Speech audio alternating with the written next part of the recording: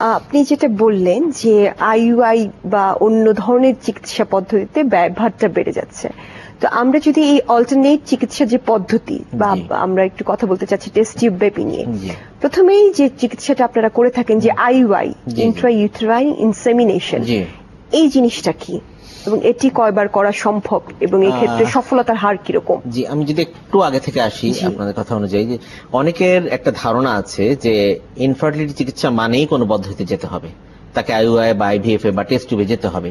এবং অনেক পেশেন্ট সরাসরি এসে আমাকে বলে যে আমাকে টেস্ট টিউব করেন। ব্যাপারটা এরকম না। কারণ অনেক সময় আমরা খেয়াল করেছি যে একটা পেশেন্ট অনেকদিন ধরে বন্ধ্যাত্বে সাফার করছেন, কিন্তু অনেক সময় তার প্রাথমিক ধাপ অর্থাৎ অ্যানোবুলেশন সে সাফার করেছে এটাই হয়তো ঠিক করা হয়নি। সুতরাং কোন কোন ক্ষেত্র আছে যাদেরকে সরাসরি টেস্ট টিউবে যেতে হতে পারে, হ্যাঁ, কিন্তু সেরকম শতাংশ কিন্তু খুবই খুবই কম। প্রথম ধাপে আপনি যদি ধরেন আমরা সিম্পল ওষুধ দিয়ে চিকিৎসা করতে পারি, এবং সেক্ষেত্রে আমি মনে করি যে সিম্পল একটা সিমেন অ্যানালাইসিস এবং সামান্য কিছু রক্ত পরীক্ষা যথেষ্ট। ফলে মোটেই ব্যয়বহুল না। ব্যয়বহুল হওয়া শুরু করে যখন যখন আপনাকে বিভিন্ন পদ্ধতিতে যেতে হতে পারে। আমি যদি একটু প্রিলিমিনারি পদ্ধতি থেকে শুরু করি, দেখেন বেসিক একটা মেয়ে যখন আমার কাছে আসে, তার হাজবেন্ডের সিমেন অ্যানালাইসিস এবং তাকে একটা বেসিক ট্রান্সভার্জানাল আল্ট্রাসাউন্ড ছাড়া কিছু কিন্তু আমার প্রয়োজন নেই।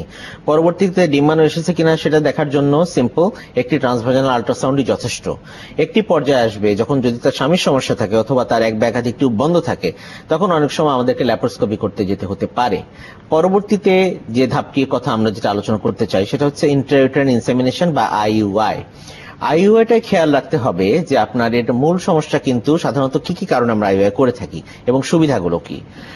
আইওআই করা হয় মূলত পুরুষ সমস্যার কারণে, অর্থাৎ ইন্ট্রাইউটেরাইন ইনসেমিনেশন আমরা যেটা করি, আমরা সিমেন্টটাকে কালেক্ট করি এবং এটাকে আমরা আইওআই ল্যাবে কিছু পদ্ধতির মাধ্যমে সেন্ট্রিফিউজেশন এবং কিছু সুইম আপ মেথডের মাধ্যমে, খুব সহজ বাংলা ভাষায় যেটা বলা হয় সেটা হচ্ছে যে স্পার্মাটোজোয়া নড়াচড়া করছে না, যেগুলোর গঠন আকৃতি খারাপ, সেগুলোকে আমরা একটা মেশিনের সাহায্যে সেপারেট করে ফেলি। বাকিগুলোকে আমরা কিছু কালচার মিডিয়া রাখি। দর্শকদের জন্য বোঝার জন্য সহজভাবে বলা যায় যে ওদেরকে কিছু খাওয়া দাওয়া দেওয়া দিলে ওদের নড়াচড়া স্বভাবত একটু বেড়ে যায়। বেড়ে গেলে আমরা একটা আইইউআই ক্যাথিটারের সাহায্যে আমরা সরাসরি ফিমেইলের অর্থাৎ তার স্ত্রীর জরার একটি নির্দিষ্ট অংশে সেটাকে দিয়ে থাকি। এটাতে সুবিধা হচ্ছে যাদের সংখ্যা কম অথবা নাড়াচড়া কম, তাদের এই দুইটাকে কিন্তু আমরা বাইপাস করতে পারলাম এবং প্রেগন্যান্সি রেটটা বাড়িয়ে দেওয়ার চেষ্টা করতে পারি। খেয়াল রাখতে হবে যে আইইউআইটা কিন্তু কেবলমাত্র পুরুষ বন্ধ্যত্ব ছাড়াও স্ত্রী বন্ধ্যত্ব কিছু কিছু ক্ষেত্রে করা যেতে পারে। যেমন ধরেন, যে মেয়েটিকে আমরা কিছুদিন চিকিৎসা করলাম, ল্যাপারোস্কোপে ভালো আছে, তার হাজবেন্ডের সিমেন অ্যানালাইসিস ভালো, কিন্তু অব্যাখ্যায়িত, অর্থাৎ আমরা বুঝতে পারছি না তাহলে কেন তার প্রেগন্যান্সি হচ্ছে না, সেক্ষেত্রে সেকেন্ডারি ধাপ অর্থাৎ দ্বিতীয় ধাপের চিকিৎসার একটা পর্যায়েও কিন্তু আইইউআই করা হয়। যেমন অ্যান্টিস্পার্ম অ্যান্টিবডি বা সার্ভাইকাল মিউকাসের কিছু ক্ষেত্রে সবকিছু কিন্তু পরীক্ষা দিয়ে বোঝাও যায় না সব সময়। সুতরাং আইইউআই সেখানে একটি রোল আছে।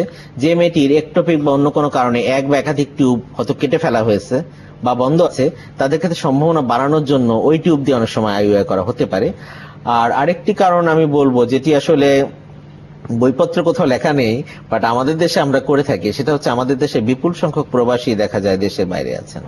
তারা হয়তো দেখা গেছে অনেকের বিয়ে হয়েছে 7 বছর, উনি ওয়াইফের সাথে কাটিয়েছেন মাত্র 3 মাস। এই সময় উনি এসেছেন, আবারও হয়তো থাকবেন মাত্র 2 মাস।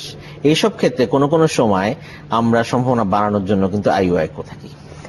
এই যে আইইউআই, এটা কি কোনো অ্যানেস্থেসিয়া প্রয়োজন হয়? না, এটা পেশেন্টদের ভয় পাওয়ার কোনো কারণ নেই। এটি একটা আউটপেশেন্ট প্রসিডিওর, সারা দুনিয়াতে এটা আউটপেশেন্ট প্রসিডিওর এবং এটাতে কোনো অ্যানেস্থেসিয়া বা কোনো কিছুরই প্রয়োজন নাই।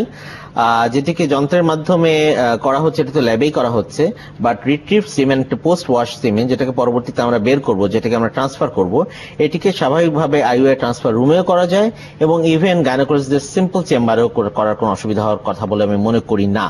এক্ষেত্রে কোনো অ্যানেস্থেসিয়া লাগে না এবং পেশেন্টদেরকে তো আমি খুব ব্যথা অনুভব করতে দেখিনি। তো এটি আসলে একদম আউটপেশেন্ট বেসিসে আমরা করে দিতে পারছি। অবশ্যই এটা অনেক বড় একটা সুখবর। খরচ কি খুব বেশি হয়? খরচ আইইউআই খুব বেশি না, এটি একটা বড় সুবিধা যে খরচ আইইউআই খুব বেশি না এবং আইইউআই পেশেন্টকে অনেকবার করা যেতে পারে। কতবার করা যেতে পারে? সাধারণত যেটা বলা হয় যে আইইউআই প্রেগন্যান্সি রেট সর্বাধিক প্রথম 3 বা 4 বারের মধ্যে। কাজেই প্রথম 3 বা 4 বারের মধ্যে সাধারণত আইইউআই যেগুলো প্রেগন্যান্সি হয় না, সেসব ক্ষেত্রে আইইউআই গিয়ে আর ফার্দার খুব একটা লাভ হবে বলে আমি মনে করি না। এক্সেপ্ট কিছু ক্ষেত্রে, কিছু দুই একটি ব্যতিক্রম আছে, সেসব ক্ষেত্রে বারবার ট্রায়াল দেওয়া যেতে পারে। বাট সাধারণত ভাবে আমি মনে করি যে আইইউআই প্রেগন্যান্সি রেট যতগুলো যা প্রেগন্যান্সি হয় তার প্রায় সিংহভাগ হয় প্রথম 3 বা 4 বারের মধ্যে। কাজেই আমাদের সেন্টারে আমরা 3 বা 4 বারের বেশি আইইউআই করা পছন্দ করি না।